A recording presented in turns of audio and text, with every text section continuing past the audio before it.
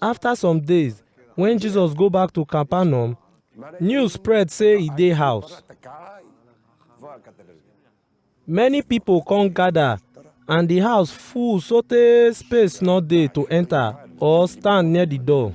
So Jesus come begin preach God word give them.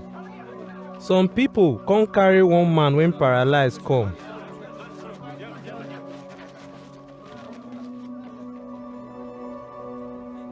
As dem no see road pass come meet Jesus, because people plenty there, dem come remove the zinc on top the house for where Jesus sit down.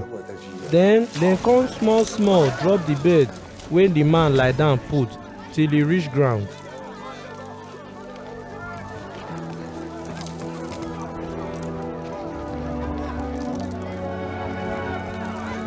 When Jesus see as their faith strong reach, he come tell the man wey paralyzed, My pikin, I forgive you all your sins.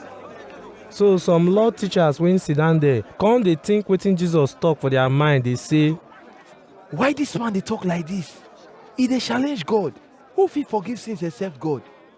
at once Jesus know wetin dem dey think for their mind, so he come ask dem, How una dey think like this? Which one easy pass to talk?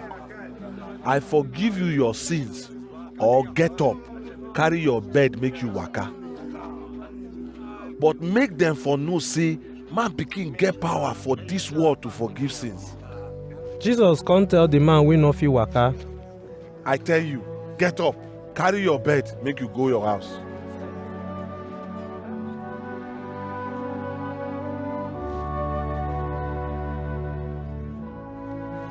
at once the man get up, carry him bed come waka comot for their front. Dem surprise well well, come dey praise God dey say, We never see this kind thing before.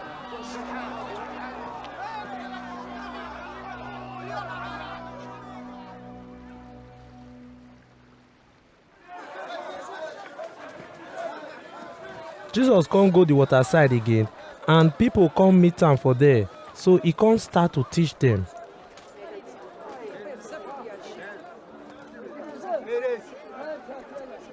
As he dey waka for road, he come see Levi, Alphaeus pikin, sit down for where dem dey collect tax. He tell am,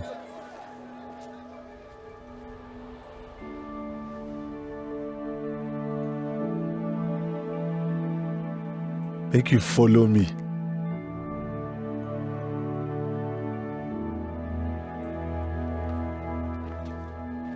so Levi get up come follow Jesus.